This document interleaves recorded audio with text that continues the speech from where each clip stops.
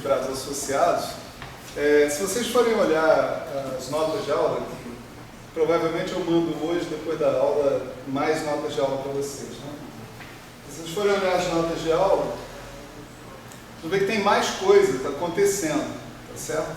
Nas notas de aula. Tem exemplos, tem outros desenvolvimentos, tem coisas que eu não vou fazer aqui, mas é porque aqui, se eu for fazer tudo, não dá tempo. Tá certo? Estou fazendo uma opção por dar uma visão mais geral, né, da história. Então, a gente tinha definido os fibrados associados. Né? Quer dizer, para definir um fibrado associado, a gente precisava de um fibrado principal. Né? Ia lá. Então, se eu tinha um fibrado principal, esse igual a E sobre G isomorfo a um certo N, né? Fibrado principal,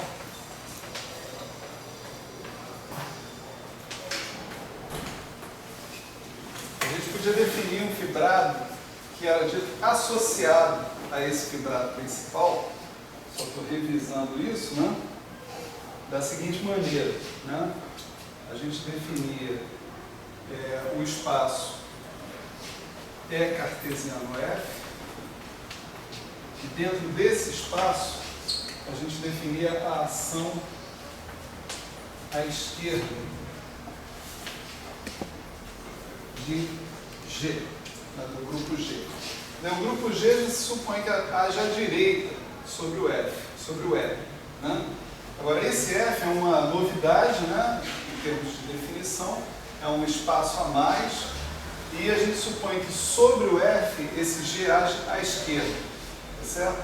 E essa ação à esquerda era definida dessa maneira, V. Pertencente a V pertencente a F, tá certo? VG era, por definição, G menos 1V. Então, se eu tenho uma forma do G atuar no espaço cartesiano F, eu posso definir as órbitas, né, desse grupo em cartesiano F. Né?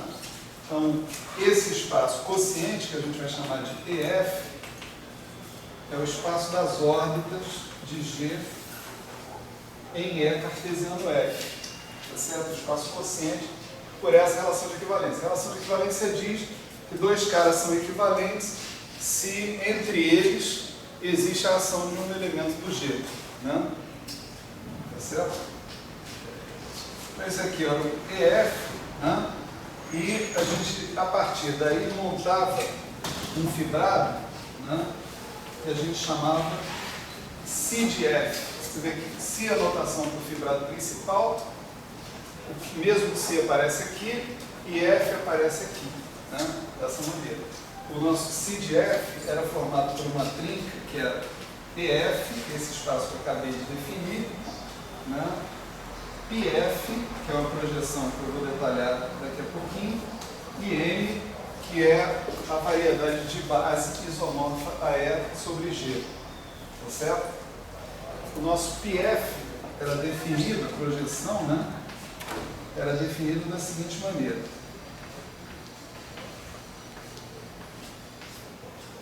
A projeção atua num elemento de EF, e os elementos de EF são classes de equivalência.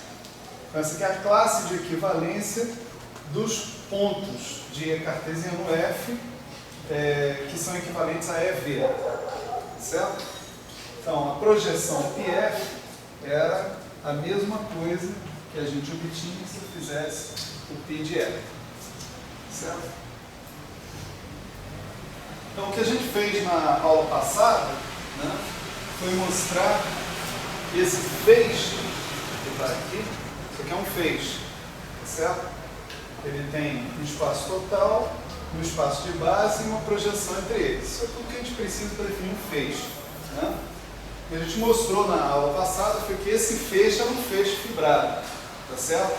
Ou seja, que esse PF a menos 1 de P para qualquer P pertencente a M, né?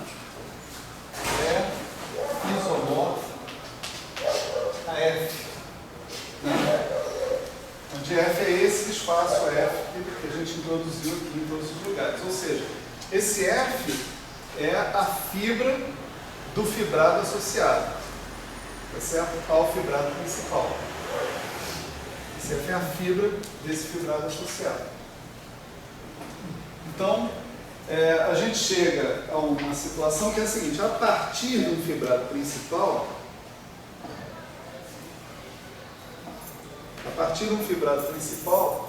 a gente conseguiu definir um outro fibrado, né, aonde o grupo G atua também, agora não necessariamente de forma livre, né, atua também, e atua sobre um certo espaço topológico ou variedade, né, que é o F.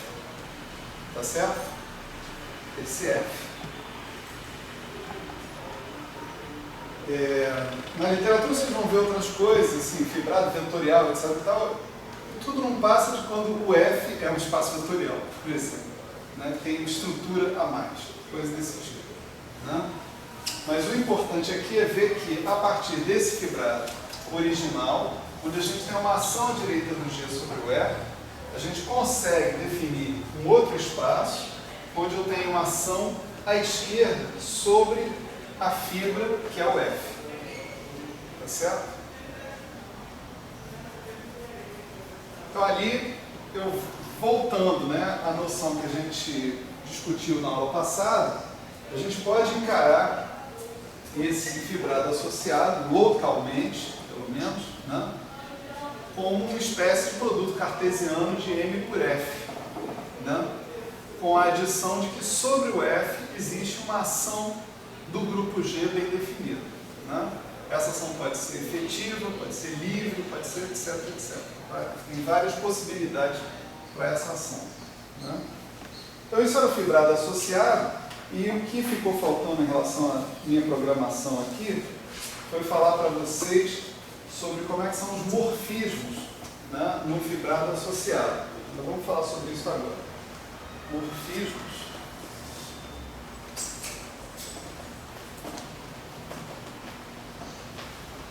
entre fibrados associados. Certo? Então, nesse caso, os morfismos, todo morfismo, ele ganha esse nome, né, em relação à propriedade de preservar alguma coisa.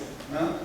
Quando você fala em morfismo de fibrados associados, esses morfismos eles ganham a propriedade de preservar a associação desses fibrados com os seus fibrados principais respectivos.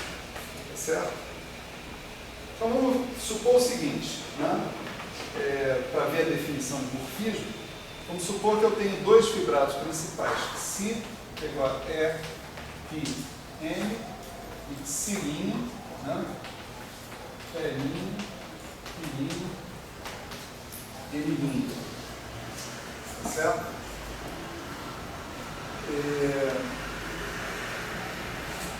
Suponha que eu tenho um morfismo principal entre esses dois caras, certo? Então, vou supor que o F é um morfismo, né, entre Si e Cilinha, tá certo?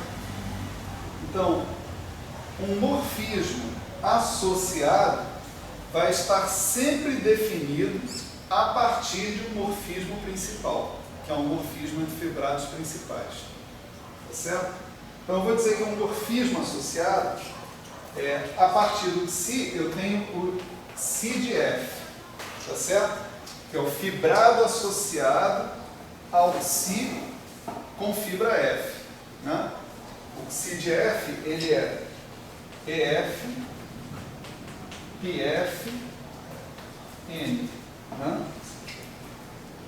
E a partir do Cilinha, eu tenho Cilinha de F, que é o fibrado associado a Cilinha com fibra F, a mesma F, né? A mesma fibra F.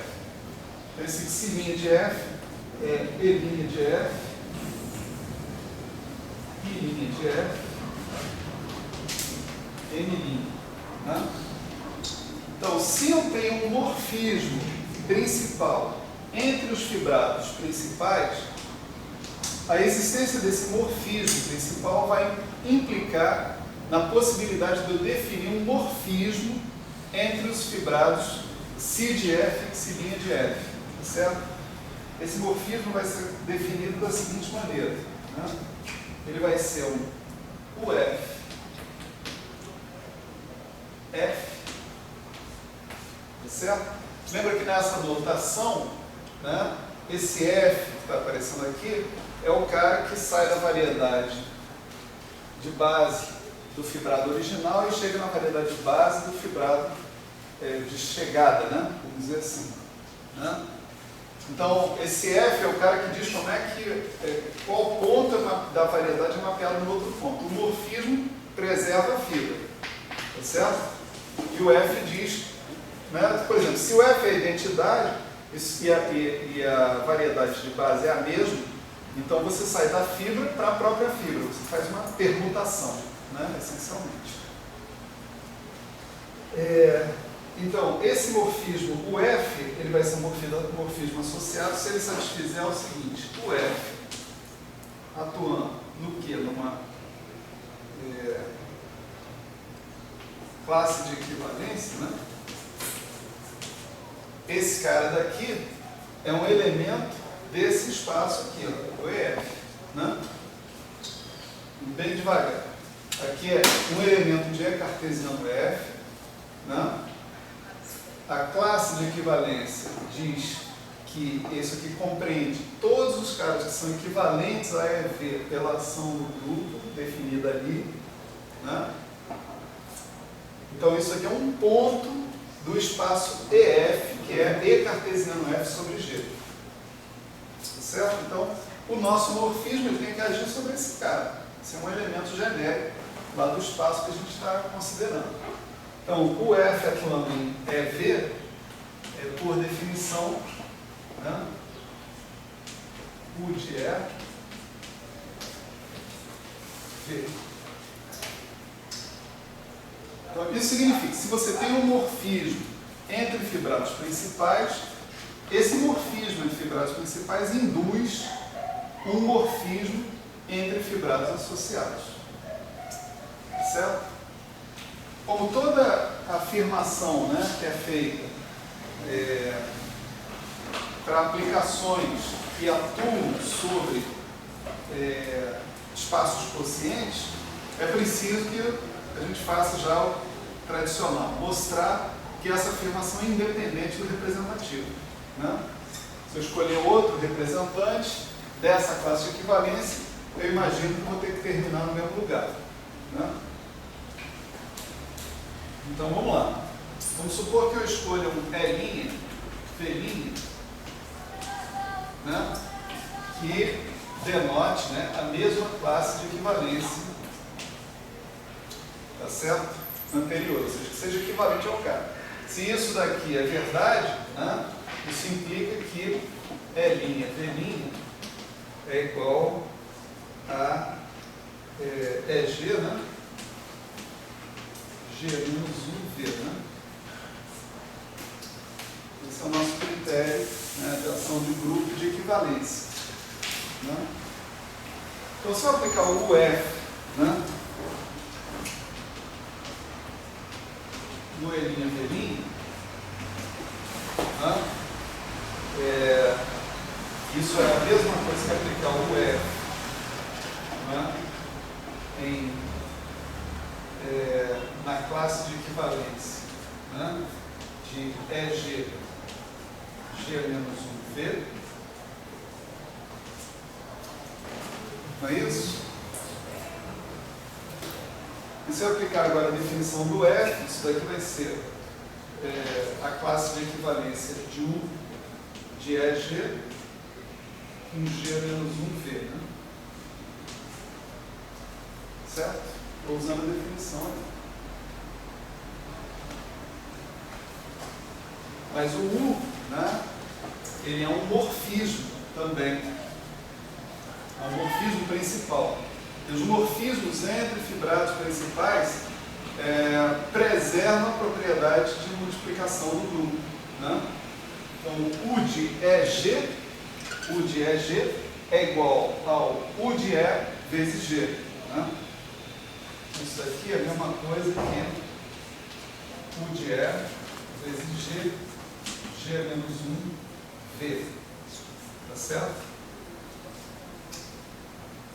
Mas é claro que esse cara que está aqui é equivalente a U de EV, né? Isso daqui é a ação de G sobre U de EV. Todo mundo quer a ação de G sobre o cara, faz parte da mesma ordem, né?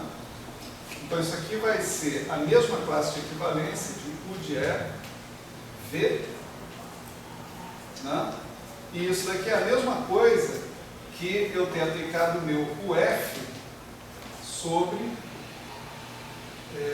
a classe de equivalência de EV, né? Portanto, se eu mudar de representante, ao invés de eu escolher como representante da classe de equivalência EV, eu escolher L'V', né? A ação do UF é exatamente a mesma. A aplicação está bem definida, é independente do representante, né? Então, um morfismo entre fibrados associados é definido a partir da existência de morfismos entre os fibrados principais, associados a cada um deles, né? Certo? Isso implica, né, que a definição de trivialidade, veja bem, a definição de trivialidade de um fibrado é dizer o seguinte, que ele é isomorfo a um espaço produto cartesiano, né? Globalmente isomorfo, né? Ele é localmente trivial se ele é localmente isomorfo, quer dizer, aberto por aberto, existem isomorfismos entre esse aberto e aquele aberto, né, do outro cara, né? Então, quando eu falo isomorfismo, a palavra isomorfismo, esse isomorfismo, no caso do fibrado associado, está condicionado a eu ter um isomorfismo entre os fibrados principais. Portanto, eu vou dizer que dois fibrados associados são isomorfos, tá certo? Se os fibrados principais aos quais eles são associados também o forem. O conceito de isomorfismo entre fibrados associados não é independente do conceito de isomorfismo entre fibrados principais aos quais eles estão associados. O parágrafo é longo, mas eu espero que o que eu esteja falando esteja simples. Certo? É mais legal se você fizesse, seja um fibrado associado ao outro fibrado associado ao outro fibrado. Não, isso eu falei tudo ali. É melhor. Eu não falo a palavra seja.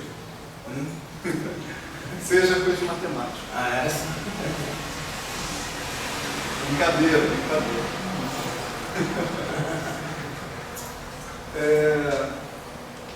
Então, o próprio Einstein diz que isso pode causar alguma confusão na literatura, tá certo? Porque, por exemplo, o cilindro é reconhecidamente conhecido como um fibrado trivial, né?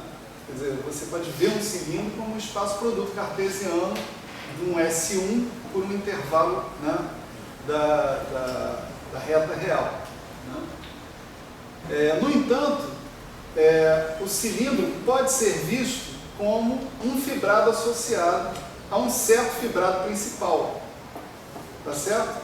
No caso, o fibrado principal é o fibrado que tem como espaço total S1, projeção π, e espaço de base, espaço projetivo RT1. Isso aí são outros 500 cruzeiros, né? Estou só citando. Então, nós temos esse fibrado principal, e se você construir um fibrado associado com uma fibra que seja esse espaço, esse intervalo, menos 1, por exemplo, né? Você termina no cilindro. Só que esse fibrado principal, ele não é trivial, ele não é o isomorfo, é um fibrado produto.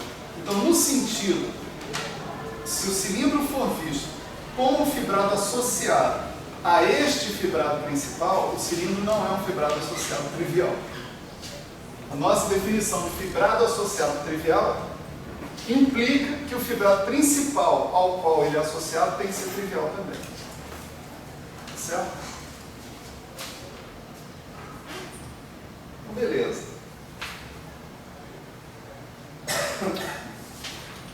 Então, como eu disse, aí bem no iniciozinho da aula, né? A gente tem... Eu estou fazendo um corte aqui dentro das notas de aula, e existe mais material dentro das notas, né, que eu não estou cobrindo aqui nessas aulas por absoluta falta de tempo, né, no caso. Então a gente vai cortar os fibrados associados agora, não vai cortar muita coisa, mas vamos pular, vamos dizer assim, o tópico de retrocesso entre fibrados associados. Né? É uma coisa que é muito difícil até falar, né? Tipo assim, o retrocesso do fibrado associado, né, a um determinado fibrado principal é o fibrado que você obteria por retrocesso do fibrado principal. Mas enfim, quando vocês olharem nas notas, né, isso aí vai estar tudo mais fácil de se entender, porque eu falo em 30 segundos assim. Agora vamos fazer uma pausa nos fibrados, né? E o nosso próximo tópico é o tópico das conexões sobre os fibrados principais. Então nós vamos voltar para o fibrado principal e vamos definir o que é uma conexão num fibrado principal. Né? Num primeiro momento, quem nunca viu essa definição vai ficar em dúvida se a sua sanidade mental está boa ou não. Né? O cara vai pensar, conexão é aquele negócio, né? Aquele campo, né? Etc. Então ele não vai ver nada disso no primeiro momento. Mas no segundo momento a gente vai acertar as coisas, sem problema nenhum.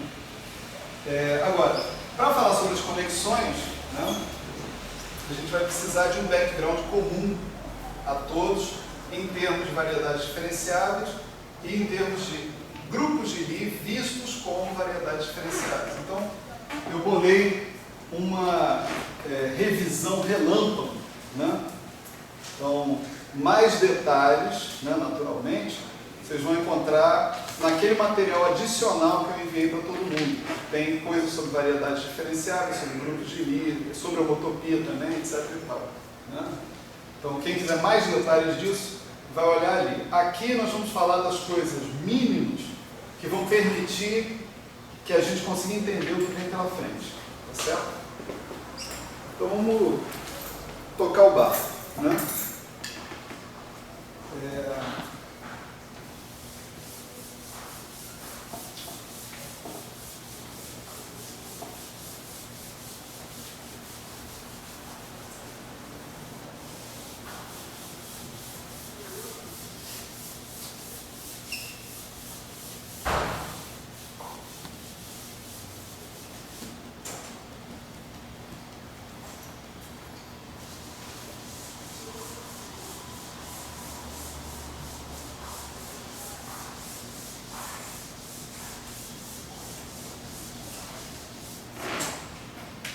Agora, vamos dizer assim, o que nós estamos fazendo aqui é uma revisão.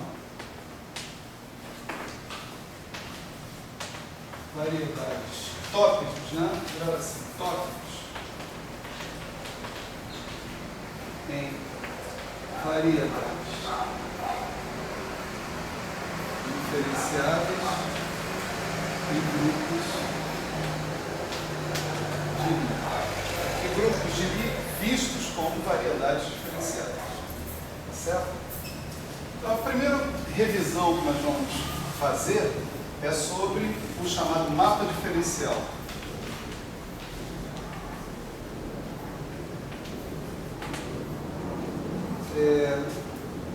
Queria que levantasse a mão com toda a honestidade quem nunca viu isso. Nunca ouviu nem o nome. Beleza, vamos aí. Então vamos lá. Imagina que a gente tenha duas variedades diferenciadas, né? Variedade N, variedade N, né? E entre essas duas variedades eu tenho um mapa F. Em geral a gente considera como um mapa suave, né?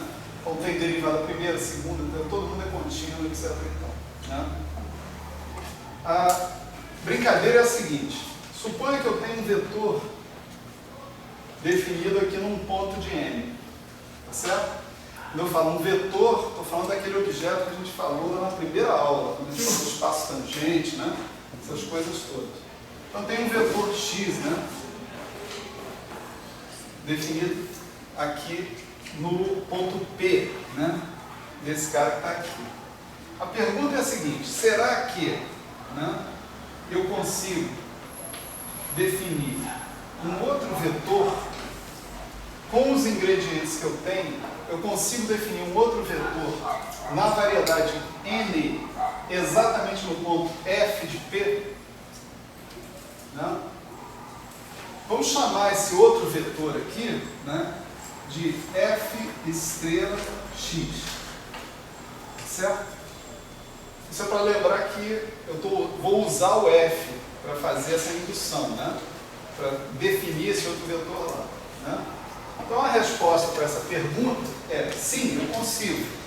Dado um vetor x aqui, definido no ponto P, e dado um mapa f entre a variedade n e a variedade n, eu consigo definir um vetor na variedade n no ponto f de P.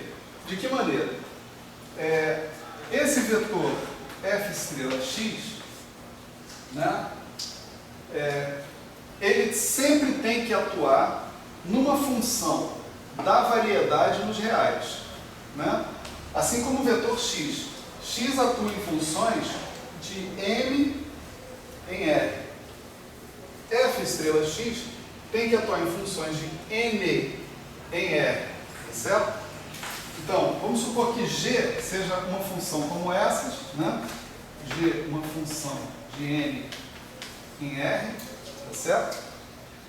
Então, a definição desse f estrela x, né, vai ser x de g bola f. Certo? G composto com f. Essa função g composto com f, né, é claramente uma função de m em r. Né? O f pega um cara de m e leva um cara de n. O g pega um cara de n e leva nos reais. Então, isso é uma função, né, de m em r, certo? Então isso aqui é uma definição, tá? Se eu tiver esses ingredientes, né, um vetor num espaço tangente a P em M, né, eu vou ter, né, um vetor no espaço tangente a f de P em N. Tá certo? Só para a gente observar, né, como é que é esse vetor em termos de componentes, vamos agora lembrar que a gente está falando de variedades diferenciáveis, né? Então, existe aqui um mapa psi, um homeomorfismo psi, entre esse ponto P, que é um certo aberto de N, né, num certo Rn. Né? E existe também um certo mapa φ entre esse ponto P, que é um certo aberto de N, é um homeomorfismo entre esse cara e um aberto de Rn. Né? A chegada aqui vai dar coordenadas, vamos dizer, x de P, e aqui eu vou chamar de y de P as coordenadas às quais eu chego. Tá certo? Nesse cara. Um vetor, né, genérico, né, por exemplo, em M, ele sempre vai poder ser escrito, né, de uma forma como essa. Né? É um conjunto de componentes, de números. A gente sabe que se tiver curvas, essas componentes x,mi denotam as derivadas da curva em relação ao parâmetro de evolução ao longo da curva. Isso a gente viu lá na primeira aula. Né? Mas vamos dizer, em geral, eu tenho um conjunto de números e isso daqui é a ação padrão do vetor sobre uma função genérica. Então, se eu não escrever que o x está atuando num certo f, eu posso deixar subentendida essa ação e isso aqui se torna a base, vamos dizer assim, aonde esse vetor está expresso. Essa expressão ela é independente de coordenatização. Se eu variar o sistema de coordenadas, varia a base e variam os componentes, de modo que o vetor permanece um objeto invariante, né? Então, o nosso vetor, um vetor aqui, em N, ele está expresso em termos dessas coordenadas. Então, aqui, né, vamos supor, esse y que está aqui, ele vai ser um y' d ADY, vou chamar de alfa, porque, em princípio, nem a dimensão de N tem que ser igual à dimensão de N, tá certo? Então, esse índice alfa, beta, ele varia potencialmente numa faixa de valores que não é necessariamente a mesma faixa de valores do micro, né? Então, a pergunta é a seguinte, dado que eu conheço as componentes desse vetor x aqui, quais são as componentes do vetor f estrela x? Né? Então, isso é bem fácil de responder, né? Para isso a gente usa a definição, né, do cara que está aqui. Então, esse x de g bola f, ele é xmi, né? São as componentes do vetor x, e aqui a gente tem d a dxmi, né? Da função g composta com f, né? Que em princípio é um f de p, né?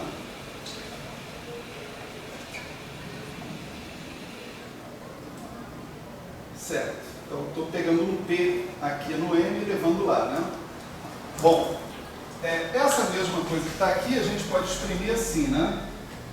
d dxmi de g composto com psi a menos 1 composto com psi de f de p.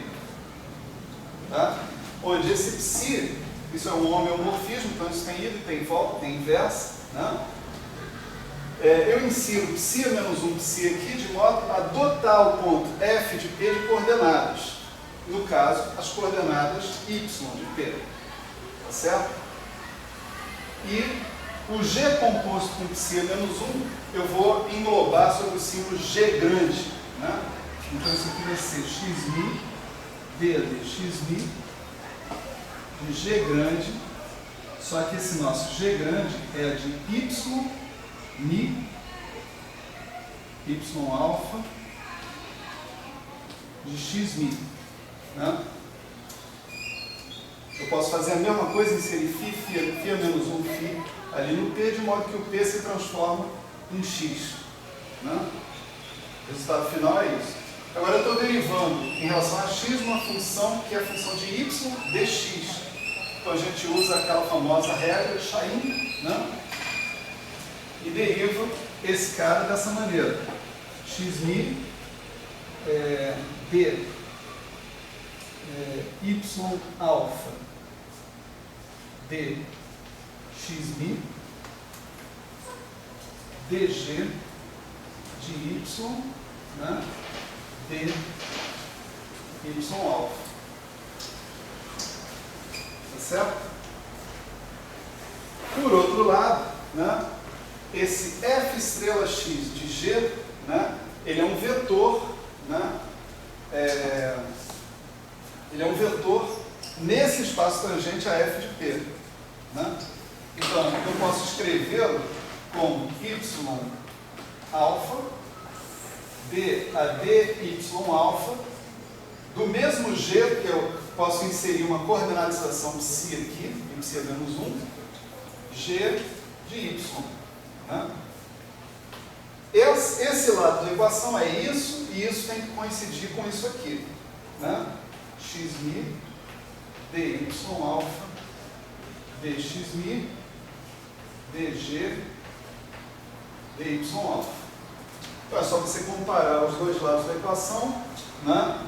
Entender que esse g é absolutamente genérico, né? E portanto, para essas coisas coincidirem, os coeficientes vão ter que coincidir um a um. Então você vai tirar aqui o y alfa é igual ao xmi dy alfa dxmi.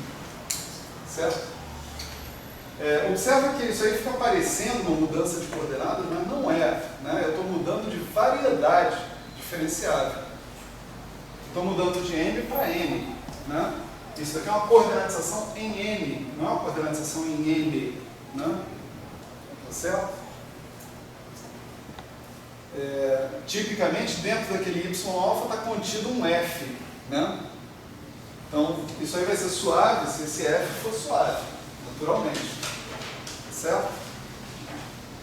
Isso não depende, para ser suave, pura e simplesmente das coordenatizações. Isso depende do mapa que eu tenho entre as variedades. Bom, eu fiz isso para que a gente pudesse ter uma ideia concreta, né, sobre esse vetor que está aqui. Quem é ele? Tá certo? Então, se eu der um x para vocês, consubstanciado a partir das componentes dele, xmi, eu posso obter as componentes, o f estrela x, dessa maneira. Xmi, dy alfa, dxmi. Concreto, tá certo?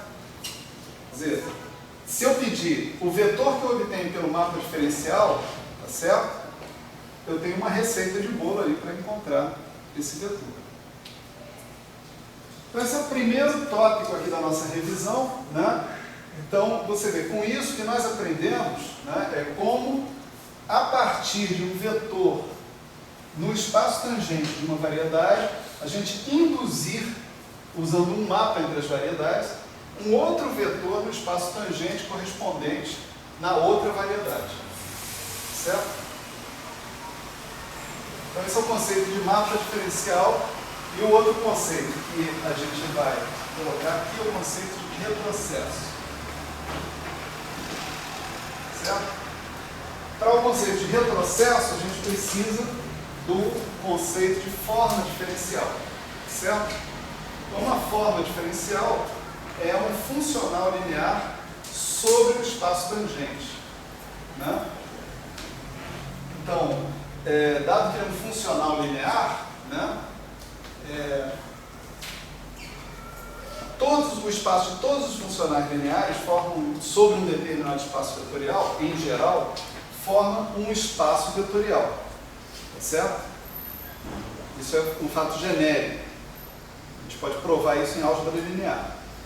O espaço dos funcionais lineares sobre um determinado espaço vetorial é um espaço vetorial. E eu posso escolher uma base dentro desse espaço vetorial, que é sempre chamada de base dual. Né? Então, lá no espaço tangente, né, dmi, né, é uma base do espaço tangente. Então, no espaço dual ao espaço tangente, ou seja, no espaço dos funcionais lineares sobre o espaço tangente, eu posso encontrar uma base que eu chamo de base dual.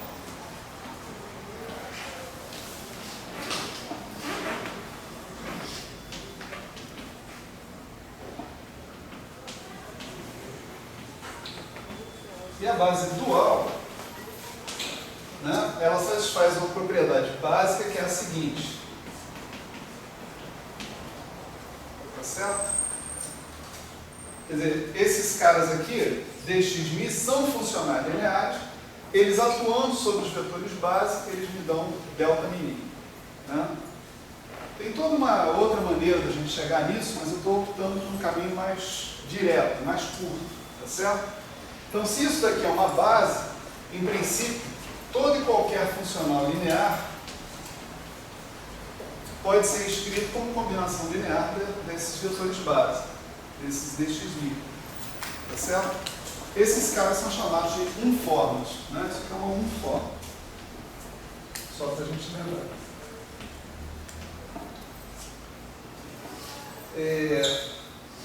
Agora vamos supor que a gente está na mesma situação anterior. Eu tenho uma variedade de M, eu tenho uma outra variedade N, eu tenho um mapa F, né, de M em N, né? Só que agora eu vou ter o seguinte, aqui nesse ponto, que é o ponto F de P, aqui é o ponto T, ali é o ponto F de P. Né? Aqui no ponto F de P, eu tenho uma unforma, que eu vou chamar de ômega. certo? Então, esse ômega é um elemento do espaço dos funcionais lineares sobre o espaço tangente em N a F de P. Tá certo? A gente denota isso assim, né? Ômega pertence a T, F de P, N, estrela. Tá certo? Estrela, em geral, denota o espaço dual. Né? Então, esse seria o espaço dual ao espaço tangente em N a F de P. Né? Então, a pergunta é a seguinte, agora, se eu tenho um fórmula, né, nesse espaço cotangente, que é a mesma coisa que o espaço dual ao espaço tangente, o espaço cotangente, se eu tenho um fórmula no espaço cotangente a F de P, eu consigo induzir um fórmula no espaço cotangente a P. Eu estou indicando para uma setinha porque eu não tenho coisa melhor para fazer. Né? Então vamos indicar aqui para uma setinha. Eu vou chamar esse cara potencialmente induzível, né, de F estrela ômega. Vocês podem reparar aí que o estrela está em cima. Né? Ali o estrela estava embaixo. Então tem em cima e embaixo, traz essa diferenciação. Quando o estrelinha está embaixo, você está falando do mapa diferencial, está falando de vetores. Quando o estrelinha está em cima, você está falando de retrocesso, está falando de unfórmulas. Os vetores e as unfórmulas são espaços duais, tá certo? Uns aos outros. Então a pergunta é a mesma pergunta que está lá.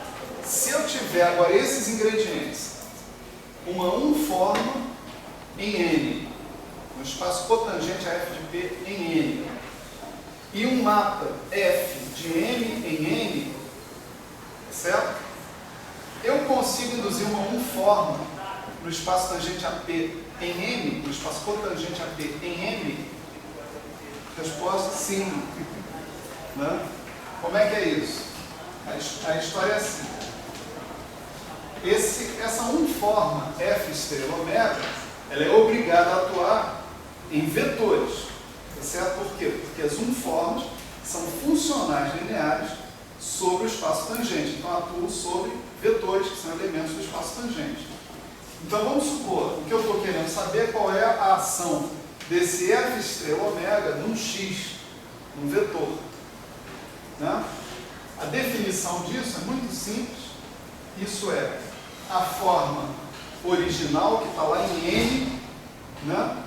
Atuando num vetor F estrela X, que também está aqui. Você pega o vetor no qual essa forma vai atuar, induz o vetor usando o F estrela e atua com ômega nesse cara. O resultado é um número, e aí você define esse número como sendo a sua unfórmula que você tem. Você pode provar que é linear, não tem problema nenhum, está tudo certo. Tá certo? Então isso aqui é uma brincadeira, né? De acertar. Você tem a saída e tem a chegada. Você tem que acertar a saída e acertar a chegada. Quando você vai ver, você não tem muito mais o que fazer. Você quer fazer tudo de uma forma linear, né? De uma maneira linear.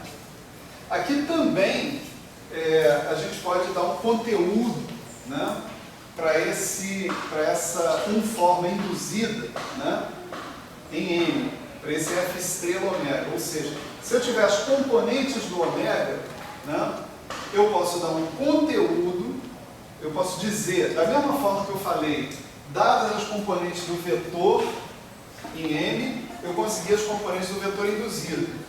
Dadas as componentes da unfórmula em N, eu vou conseguir aqui também as componentes da unfórmula induzida. Né? De que maneira? Né?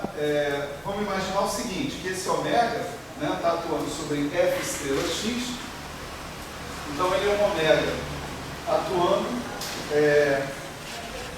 naquele Y alfa, né? dy alfa. Beleza? Isso não vai dar para comer agora, exatamente agora. Tira o olho, hein? Tira o olho.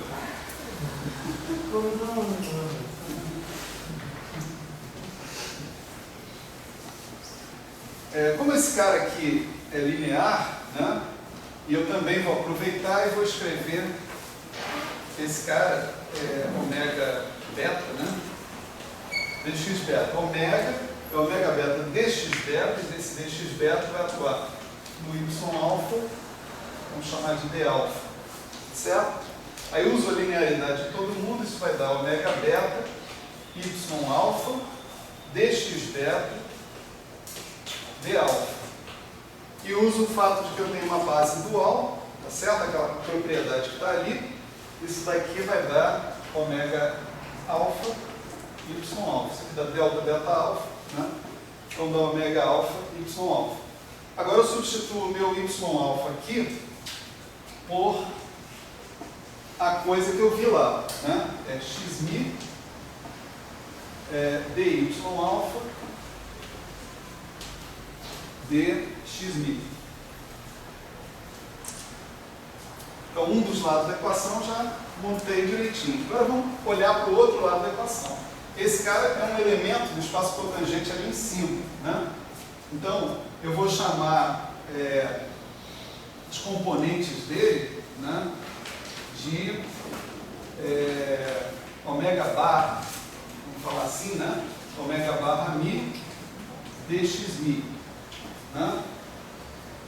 Isso aqui tem que atuar em xmi dmi, né?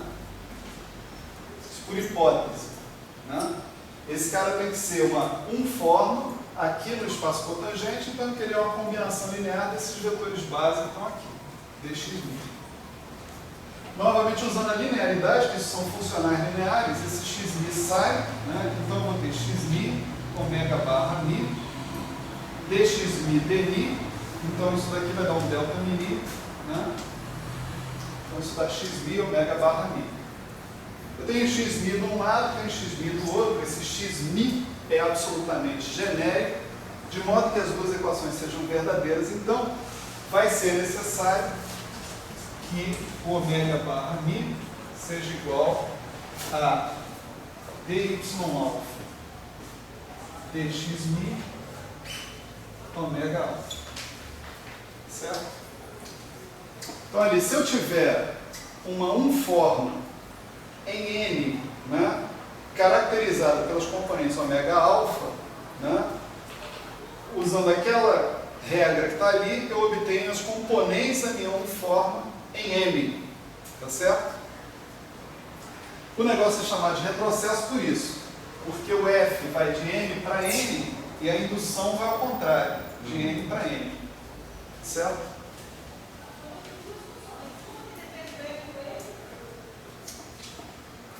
Bom, isso aí brevemente, né, é o que a gente tem a dizer sobre retrocesso e mapa diferencial. A gente vai utilizar, né, essas duas definições, né, essa do retrocesso e essa, a do mapa diferencial, né? Nós vamos usar essas duas definições intensivamente da agora para frente. Agora, a partir daqui, virou todo mundo especialista em mapa diferencial e retrocesso, certo? Vocês sabem isso de cor e salteado, de trás para frente, não tem problema nenhum, nunca mais eu vou explicar isso. Bom, a última coisa antes da gente mudar de tópico de revisão, né, é o conceito de campo de vetor ou de campo de forma, né? Também vai ser importante.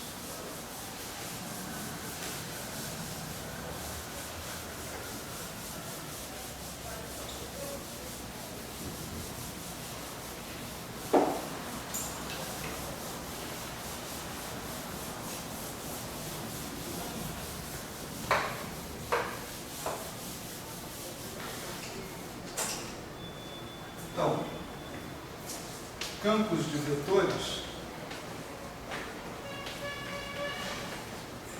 Começar com os campos de vetores, né? Isso vai significar o seguinte, que eu tenho uma regra que a cada ponto P da variedade me assinala me atribui um vetor. Como é que eu vou fazer isso? Então, eu tenho o ponto P, eu vou lá e observo o espaço tangente da variedade no ponto P, e nesse espaço tangente eu escolho um vetor. Vou para o ponto P' vizinho, né? Faço a mesma coisa, vou ao espaço tangente no ponto P' e escolho outro vetor. Só que essa escolha não há de ser feita de qualquer jeito, certo? É preciso que um certo requisito seja satisfeito. Vamos supor que eu fiz a escolha, ou seja, em cada ponto P eu peguei um vetor, tá certo? Então eu vou pegar esse conjunto de vetores que eu obtive e aplicar numa função f geral da variedade nos reais, que é o que os vetores fazem, eles são aplicados nessas funções, né? Isso que está aqui, né, pode ser visto, né, como uma certa função h de p, certo? h de p da própria variedade nos reais, não é isso? Porque o resultado de aplicar x, um vetor, numa função da variedade dos reais é um número, né? Agora o que eu estou fazendo é aplicar isso no ponto P, depois no ponto P', depois no ponto P duas linhas, no ponto P três linhas. De fato, o que eu estou definindo, no ponto P eu vou obter um número, no ponto P' eu vou obter outro número, no ponto P duas linhas eu vou obter outro número. Então o que eu estou obtendo é uma função inteira, que atua da variedade nos reais. Eu vou impor um requisito sobre essa função que eu obtenho, seja qual for o f, tá certo? O requisito é que esse h de p seja suave, seja uma função suave da variedade nos reais, tá certo?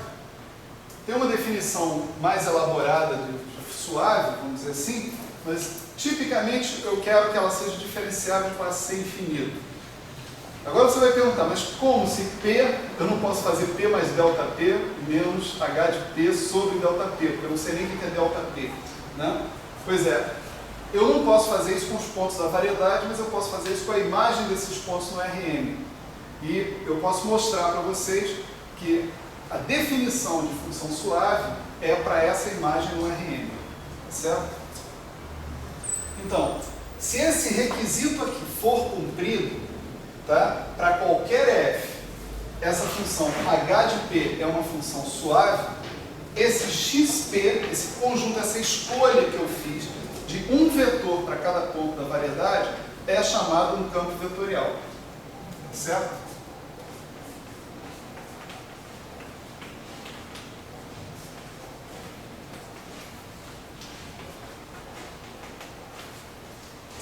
Ok?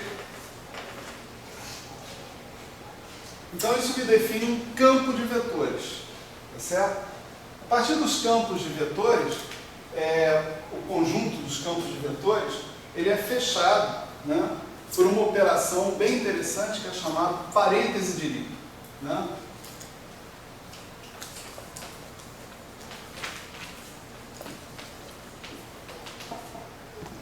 Certo? Como é que é o parêntese de Lie? Se eu tiver dois campos vetoriais, x1, x2, tá certo? A definição que eu vou dar do parêntese de Lie é a seguinte: isso daqui é um vetor, é um campo vetorial, cujos componentes são x1 dμ, x2 menos x2 dμ, x1. Isso aqui são um conjunto de números dependentes do ponto P, né? E aqui eu tenho a base dμ, tá certo? Isso aqui é um vetor como qualquer outro vetor, né? Se eu quiser, eu escrevo assim, x1, x2, μ, dμ, né? Componente μ do parêntese de Lie. Então, o parêntese de Lie, já dá para suspeitar, ele é antissimétrico, né? O parêntese de Lie de x1 com x2 igual a de menos x2 com x1, né? Ele é linear, em x1 linear em x2, né, distributivo, né, satisfaz a identidade de Jacobi. Jacobi? Eu não me arrisco com isso, eu não sabia disso. Precisava do Acioli para me corrigir. Jacobi mesmo. Jacobi. Identidade de Jacobi. Eu passei minha vida inteira falando Jacobi, então acostumar com Jacobi é difícil. Né? O parêntese de Lie está sendo apresentado aqui porque a gente vai precisar dele daqui a pouco, tá certo? E a propriedade fundamental dele é que ele leva campos vetoriais em campos vetoriais. Ele só pode ser aplicado a campos vetoriais e não a vetores, pura e simplesmente. Por quê? Porque envolve essas derivadas aqui, você está vendo? Essas derivadas significam que você tem que ter esses vetores definidos em pontos próximos para que você possa tomar esse limite quando ΔX tende a zero. Tá certo? Isso aí é definido numa determinada coordenatização. Se você mudar de coordenatização, muda os componentes dos vetores, mas a definição do parêntese de Lie permanece a mesma. Ele é um objeto invariante, como os vetores eles mesmos. Né? Dados os campos de vetores, a gente também pode falar dos campos de uniformes. E aqui a brincadeira é similar. Né? Em cada ponto P da variedade, eu vou no espaço cotangente. No espaço cotangente eu seleciono um elemento do espaço cotangente, ômega, naquele ponto P. Vou no ponto P', ômega no ponto P'. Vou no ponto P2', ômega no ponto P2'. Faço essa coleção toda. E eu vou dizer que eu tenho um campo de uniforme se esse objeto aqui, ômega P, atuando em XP, veja que ele precisa atuar num campo vetorial, porque não tem sentido o ômega no ponto P atuar num vetor do ponto P', por exemplo. Tá certo? O ômega é um funcional linear sobre o espaço tangente em P, e não sobre qualquer outro espaço tangente. Então, se você tiver esse objeto aqui, isso aqui em princípio te dá um número, vamos chamar esse número aqui de G, mas esse número é fundamentalmente dependente do nosso ponto P, né? E se essa função G de P, que é uma função de M em L, for uma função suave, então o ômega P é um campo de uniformes. Certo? Isso significa basicamente que eu consigo escolher uma uniforme em cada ponto P da minha variedade de maneira suave. Tá certo? Sem grandes sobressaltos. A mesma coisa aqui. Eu consigo escolher um vetor em cada ponto da variedade de maneira suave, sem fazer maluquices, né? Mudando, variando demais a minha escolha de um ponto para um ponto infinitesimalmente próximo. Tá certo? Então temos os fibrados, temos o mapa diferencial, temos o retrocesso, temos os campos de vetores. Então agora temos que passar para outra parte da revisão que diz respeito às propriedades dos grupos de Lie. Tá certo? Então, vamos falar sobre os grupos de Lie agora, rapidamente também.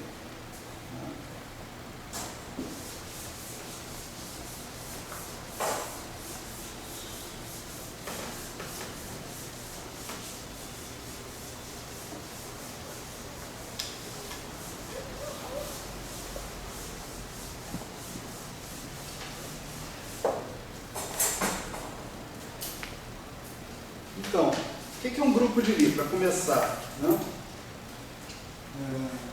Grupo de Lie.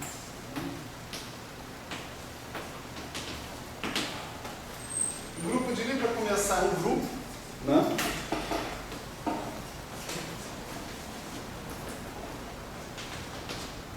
Para continuar, ele é uma variedade diferenciável.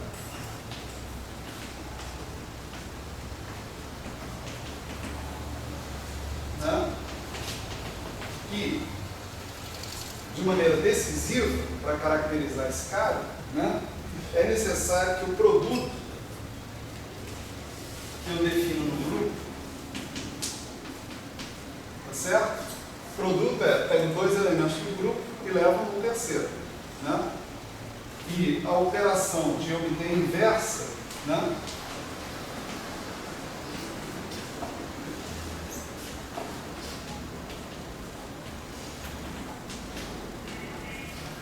Tanto uma operação quanto a outra, eles são mapas entre variedades. No caso da variedade nela mesma, né? Ou do variedade produto cartesiano na variedade.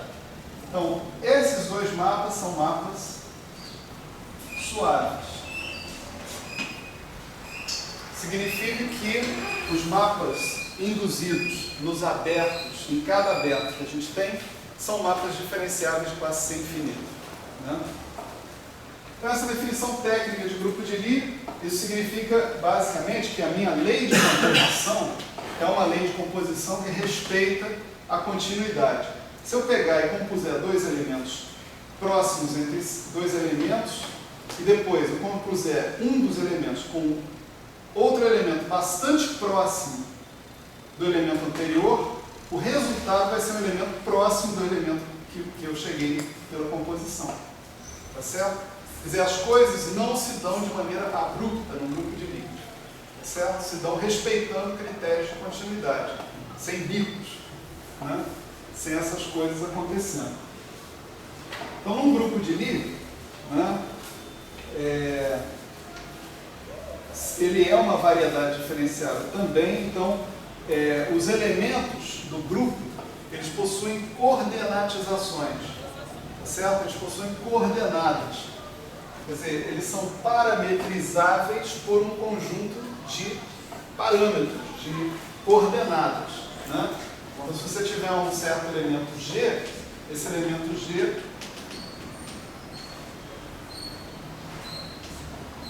vai vir a depender de coordenadas, tá certo? Ou parâmetros. Se quiser, chama de X, né? De θ1 até θn, né? Então, num grupo de Lie, a gente pode, a gente tem a possibilidade, o privilégio, né, de falar em coisas que a gente só fala em variedades. A gente pode falar em espaço tangente, né, num grupo de Lie. Tá certo? De fato, né, de particular importância vai ser o espaço tangente na identidade. Tá certo? A gente vai ver por quê. Deixa eu fazer uma coisa com o grupo de Lie que eu não posso fazer com uma variedade diferenciada, tá certo? Genérica, né? Posso fazer com uma variedade que é um grupo de Lie, né? Então, num grupo de Lie, eu posso definir ações à direita e à esquerda, certo? Eu vou definir a ação à direita dessa forma. A ação à direita por G, aplicada num elemento G', né, vai ser também denotada por RG. G' sem necessariamente ter que pôr os parênteses, certo? Então, isso daqui é por definição G', certo? Isso é a ação à direita. A ação à direita é uma aplicação do grupo no grupo, certo? Isso aí é claramente uma aplicação suave, porque a lei de composição é uma coisa suave, né? Também eu posso definir a aplicação à esquerda, a ação à esquerda, também por G. Isso vai ser LG, G', que é GG', tá certo? Como antes, o LG é uma aplicação de G em G, certo? Então é muito estranho, né? Eu posso, num grupo de Lie, definir a ação de um elemento do grupo, né, sobre o outro, né? Não é estranho por causa do grupo, mas é estranho do ponto de vista de variedade. Na variedade, eu não tenho uma lei de composição entre os pontos da variedade. Se eu tenho um ponto P e um ponto P', eu não sei dizer o que é P vezes P', o que é P mais P'. Mas como eu tenho um grupo, eu tenho essa lei de composição. Essa é a novidade, né? Então, eu posso fazer essas definições que estão aqui. Essas definições são importantes para a gente estabelecer, né, o conceito de campo vetorial invariante à direita ou invariante à esquerda, certo? Vamos falar sobre os campos vetoriais invariantes à esquerda.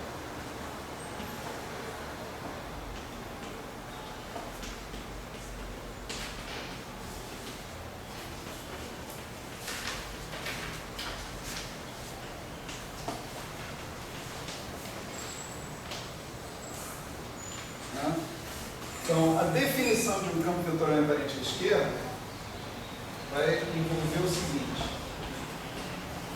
LG estrela xg' é igual a x GG'.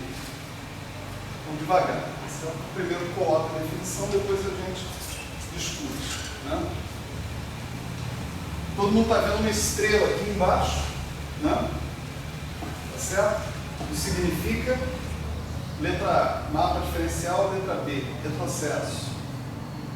Vamos lá. A ou B?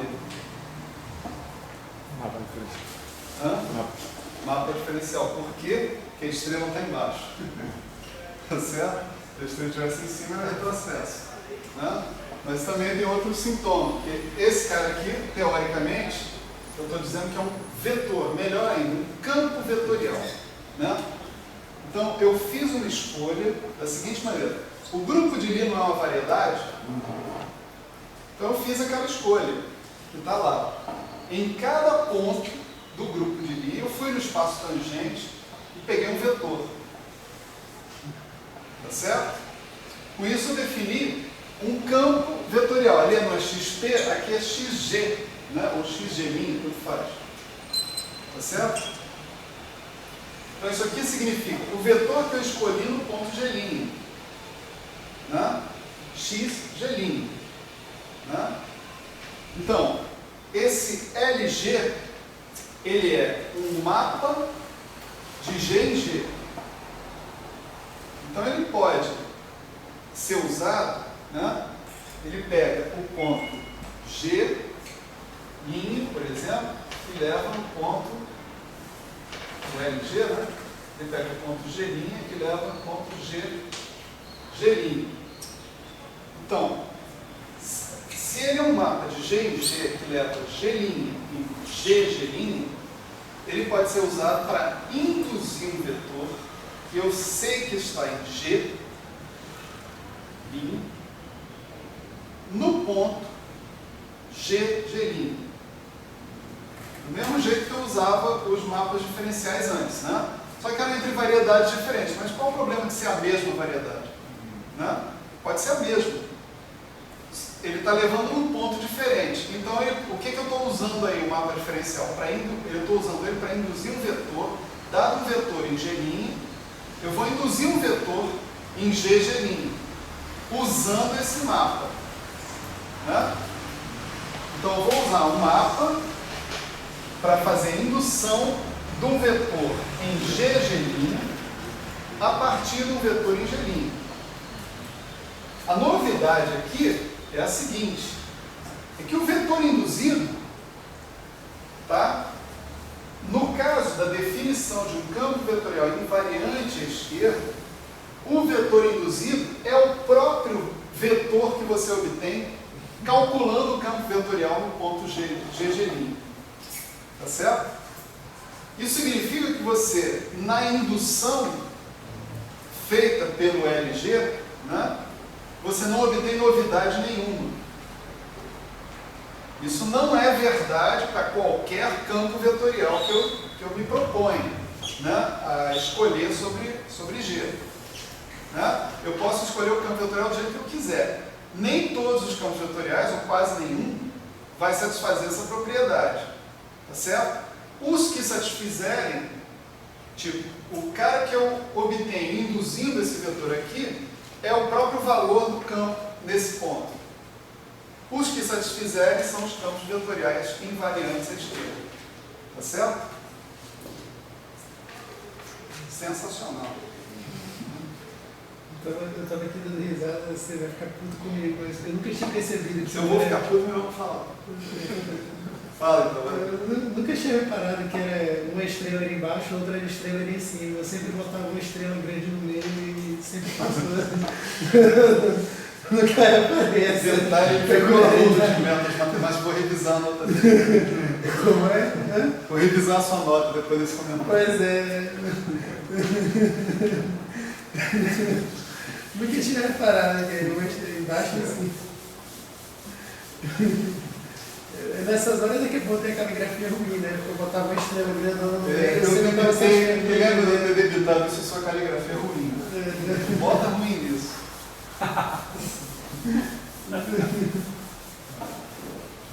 Ainda bem que o cara não escreve artigo científico à mão, né, cara? Se ele escrevesse, era tudo Ele é publicado rejeitado. publicado. Bom, tem uma coisa interessante, né? Acabei de apagar ali um parêntese de Lie, desculpa, né? O parêntese de Lie satisfaz uma propriedade geral. Se você tiver um mapa F de variedades, né? Se você aplicar o teu mapa F a esse campo vetorial, né? Você obtém um campo vetorial que é um parêntese de Lie entre os caras induzidos. Não vou provar, não dá tempo, né? Nem é tão difícil assim, mas não dá tempo, né? Mas você vê que o parêntese de Lie, ele é distributivo sobre a ação do mapa diferencial, certo? Só para a gente tomar isso aqui, né? Isso no caso de campos vetoriais invariantes à esquerda é bem interessante, né? Porque você observa o seguinte: se você pegar o LG estrela, né? E atuar com ele sobre dois campos vetoriais invariantes à esquerda, tá certo? No ponto G', a gente pode usar essa propriedade genérica, né, do parêntese de Lie para botar o LG estrela para dentro, né? Então, isso dá LG estrela x1, LG estrela x2, né? Isso tudo é já no ponto G', né? Mas o LG estrela x1, se o x1 é um campo vetorial invariante à esquerda, ele dá x1, só que no ponto G'. E LG estrela no x2 também. Então isso é x1, x2, G'. Isso significa que o parêntese de Lie de dois campos vetoriais invariantes à esquerda é, por sua vez, um campo vetorial invariante à esquerda. Então o parêntese de Lie é fechado, num grupo de Lie, o parêntese de Lie é fechado sobre a operação de fazer essa translação, né, de campos vetoriais invariantes à esquerda. O conjunto dos campos vetoriais invariantes à esquerda é fechado pela operação do parêntese de Lie. Pronto, agora sim. Tá? Bom, então esse conjunto, né, é fechado. Se eu pegar dois campos vetoriais invariantes à esquerda e fizer o parênteses de Lie, eu vou obter um campo vetorial invariante à esquerda. Então, dentro do conjunto de todos os campos vetoriais invariantes à esquerda, né, esse conjunto é fechado pelo parêntese de Lie. O parêntese de Lie é antissimétrico, ele é distributivo em cada um das suas entradas e linear, e ele satisfaz a identidade iacóbica. Isso define, de uma maneira completamente independente, né, o conjunto dos campos vetoriais invariantes à esquerda como uma álgebra de Lie. certo? Vamos lá. Conjunto dos campos vetoriais invariantes à esquerda, mais parêntese de Lie,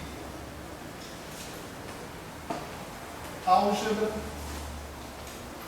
de Lie. É claro que a soma de dois campos vetoriais é um campo vetorial, certo? O produto de um campo vetorial com um número, com um escalar, também é um campo vetorial, né?